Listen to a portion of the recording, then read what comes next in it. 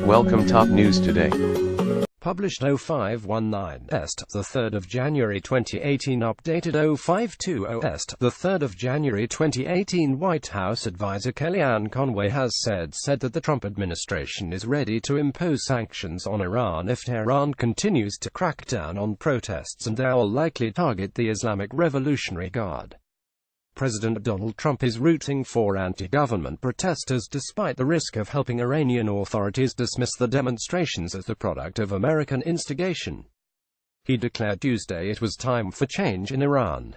At the United Nations, Ambassador Nikki Haley sought a Security Council meeting to show support for those protesting. White House advisor Kellyanne Conway said that President Donald Trump is ready to impose sanctions to the Revolutionary Guard if Tehran continues to crack down on protests. Conway told Fox News on Tuesday that the administration is reviewing the possibility of new sanctions if the state crackdown on protests continues. Sanctions will likely be targeted at the Islamic Revolutionary Guard Corps, the Wall Street Journal reported. Iran's Revolutionary Guard announced this week that it was taking control of security in Tehran after clashes in the country killed at least 21. Trump stands with the Iranian people, Conway said. He doesn't want to remain silent the way too many people were silent in 2009. White House spokeswoman Sarah Huckabee Sanders also spoke out in support of the protests. She said they were an organic, popular uprising organized by brave Iranian citizens on the largest scale since 2009. She added the international community cannot sit silent as it did then. For the White House podium, Sanders also took aim at the regime, accusing it of spending Iran's wealth on spreading militancy and terror abroad, rather than ensuring prosperity at home. Prices for everyday staples and fuel are rising, while the Revolutionary Guard spend the nation's wealth on foreign militant groups and enrich themselves in the process, she said.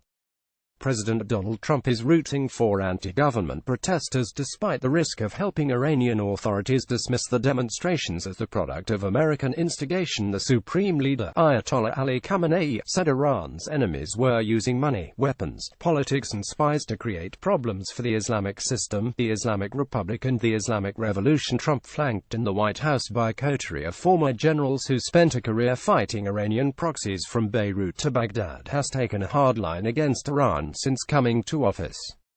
Iran's government blamed the United States, Saudi Arabia and Britain for the protests. The Supreme Leader, Ayatollah Ali Khamenei, said Iran's enemies were using money, weapons, politics and spies to create problems for the Islamic system, the Islamic Republic and the Islamic Revolution. Trump was undeterred, praising Iranians for finally acting against the brutal and corrupt Iranian regime. Meanwhile, pro-government demonstrations have been taking place in cities across Iran after a week of protests and unrest over the country's poor economy, according to state media. The anti-government protests, the largest in Iran since its disputed 2009 presidential election, began on December 28 in the city of Mashhad, Iran's second-largest, over a weak economy and a rise in food prices. They have since expanded to cities and towns in nearly every province.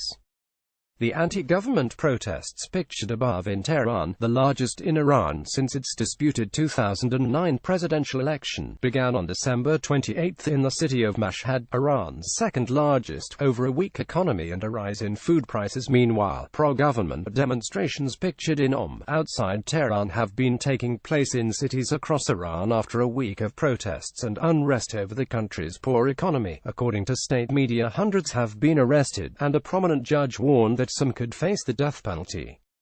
English-language broadcaster Press TV broadcast Wednesday's pro-government rallies live, saying they were to protest the violence that has taken place over the last few nights in cities. Demonstrators waved Iranians' flags and signs supporting Iran's clerically overseen government.